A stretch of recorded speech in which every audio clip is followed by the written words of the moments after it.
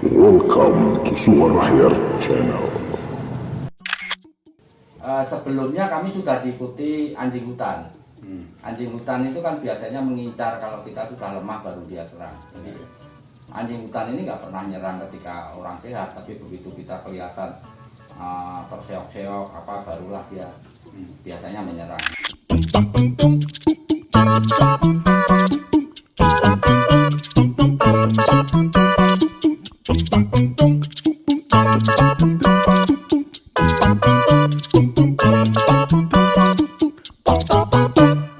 Assalamualaikum warahmatullahi wabarakatuh. Kembali bertemu dengan saya Ahyar M. Permana di Suara Ahyar, dan kita ada di ruang tamu tempat saya berbincang dengan tamu-tamu saya tentang aktivitas mereka, tentang hal-hal yang menarik pada diri mereka.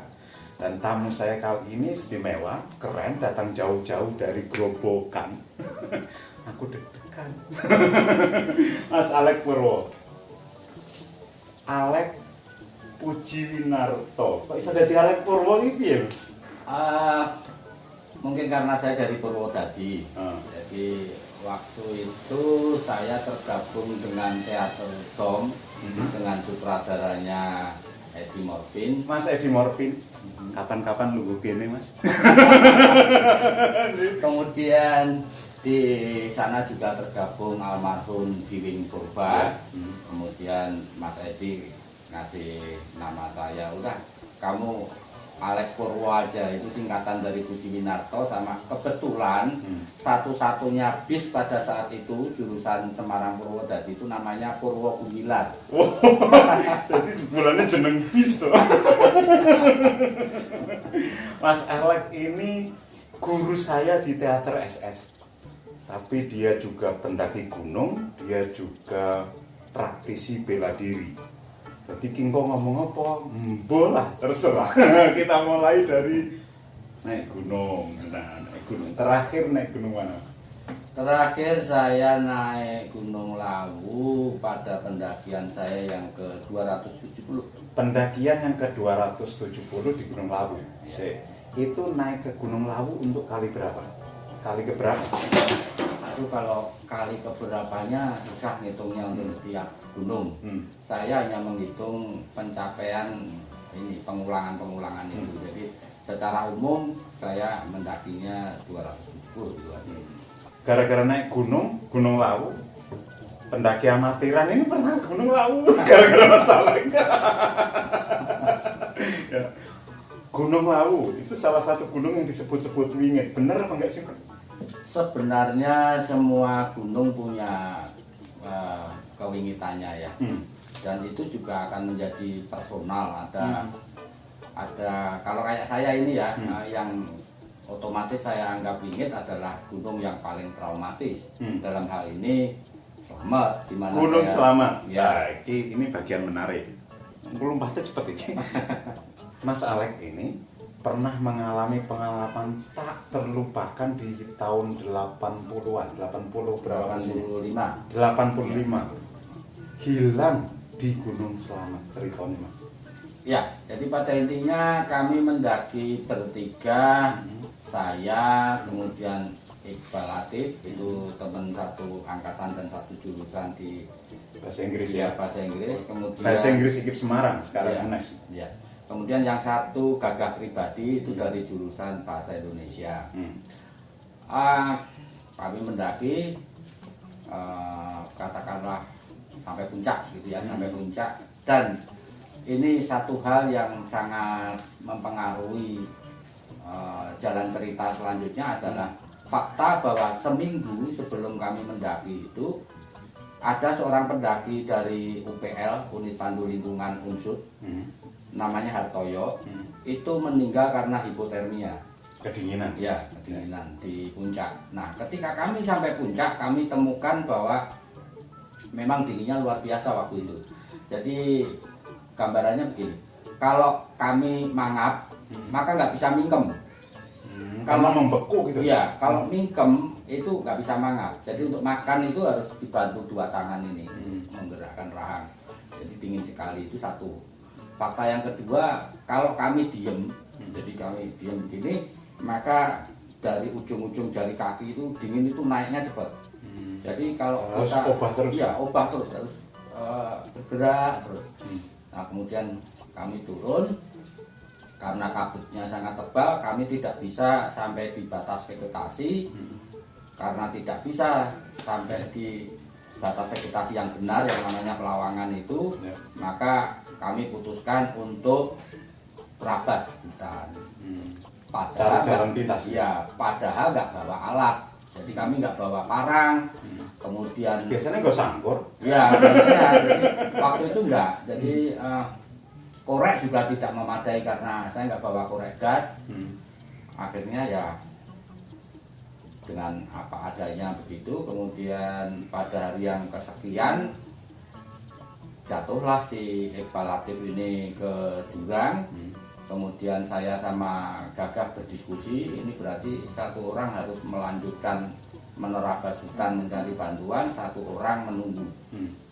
Karena kami perkirakan tulang punggungnya patah. Si Gagah sendiri. Si Iqbal. Karena dia sudah nggak mampu bergerak. Tangannya juga nggak bisa bergerak, kakinya juga nggak bisa bergerak, harus dipapah. Nah, kemudian kami sepakat si Gagah turun karena untuk menunggui si Iqbal dibutuhkan bukan hanya keterampilan tapi juga pengalaman dan sebagainya. Karena dari 3 orang itu masalah yang paling berpengalaman. Iya. Sebelumnya kami sudah diikuti anjing hutan. Anjing hutan itu kan biasanya mengincar kalau kita sudah lemah baru dia serang. Jadi anjing hutan ini nggak pernah nyerang ketika orang sehat, tapi begitu kita kelihatan terseok-seok apa barulah dia biasanya menyerang. Nah, celakanya si Gagah pribadi ini karena memang hutannya sangat lebat itu.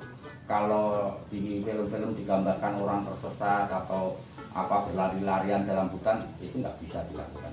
Nggak mungkin berlari karena lebat, semak belukar segala macam. Ya, bahkan untuk meneruskan perjalanan itu seringkali kami merangkak pun nggak bisa, jadi jalannya kayak ular itu, udah apa delosor seperti itu.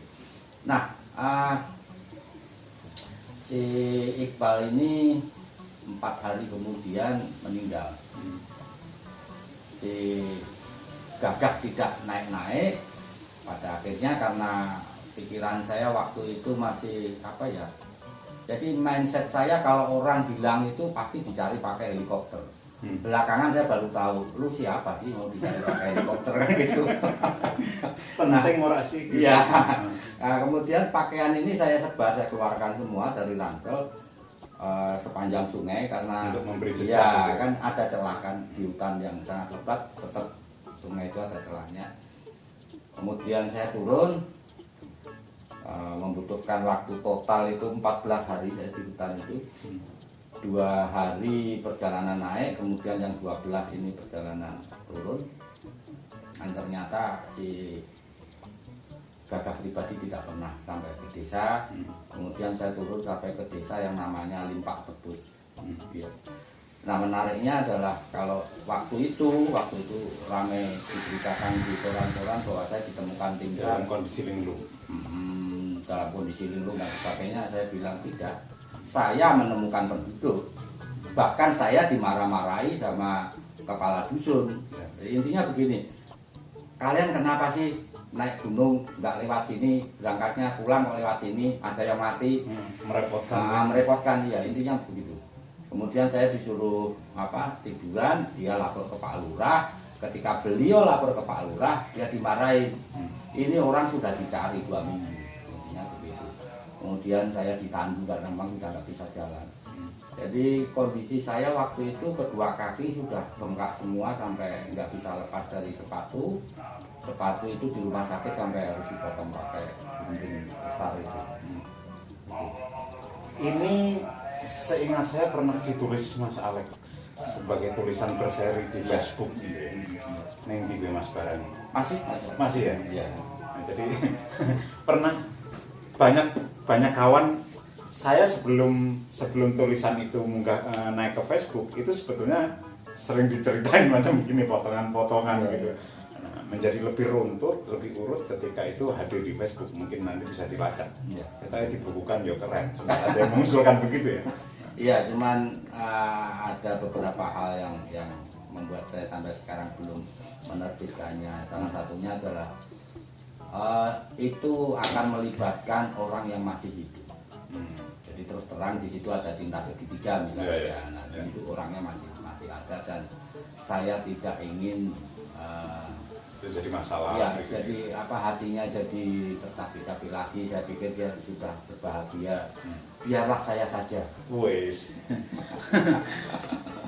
Yang penting gue bahagia, aku gampang. Setelah peristiwa itu tahun 85, Ya.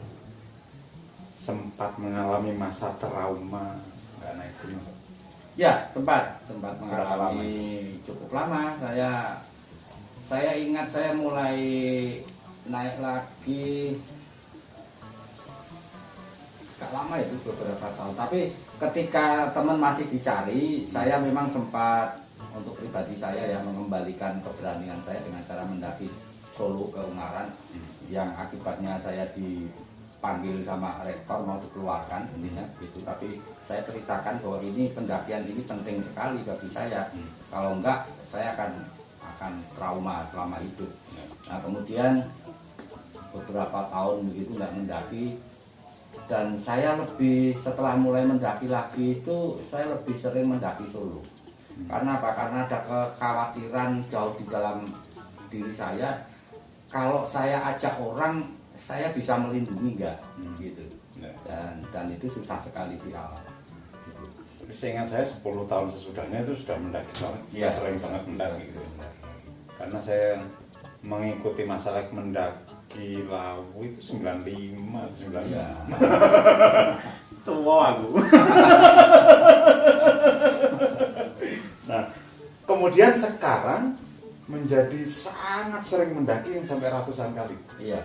Dalam setahun ada target 250 apa berapa itu? Tahun ini harus sampai 300. Tahun ini 300, tapi tidak harus gunung yang sangat tinggi gitu ya. Tidak. Bukit pun tidak masalah. Nggak masalah. Mengapa itu? Yang penting saya merasa kayak terasing gitu ya. Jadi saya seperti gini ya. Ini mungkin agak aneh. Jadi saya selalu merasa bahwa kalau saya berada di antara masyarakat orang itu saya seperti itu bukan dunia saya.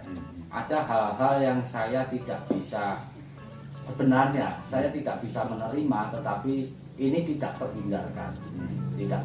Jadi norma-norma sosial itu ya. Jadi kalau katakanlah begini, kita ada dalam satu institusi, kita berusaha jujur. Kalau berusaha jujur kita berhadapan dengan banyak orang, karena sistemnya gitu. Jadi nak aku rada sosial ya gurune. Nah, itu kalau kembali ke alam, saya merasa nyamannya karena ya saya pikir mestinya begini gitu ya. Jadi bukan berarti setiap makhluk saling menyayangi, enggak juga, mereka saling makan memakan. Tetapi katakanlah harimau itu tidak pernah memakan yang lebih dari dirinya. Tapi kalau manusia ya cukup dia punya lahan segitu, maka dia akan beli pulau. Nah, tidak peduli apa akibatnya gitu. Nah, katakanlah itu jahat gitu ya timbang hewan. Wow, manusia menurut saya lebih jahat dari jin-jin yang ada di sana.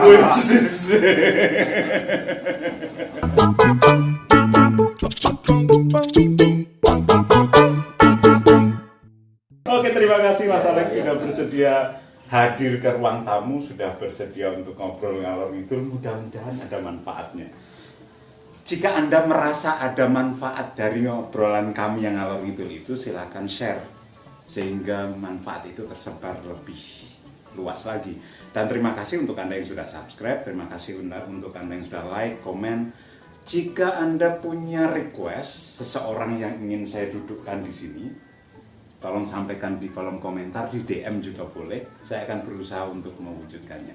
Terima kasih. Mudah-mudahan sekali lagi ada manfaat dari perbincangan kami, perbincangan saya dan tamu-tamu saya di ruang tamu. Dan akhirnya, Assalamualaikum warahmatullahi wabarakatuh. Saya HRM Permana, yuk berbagi cahaya.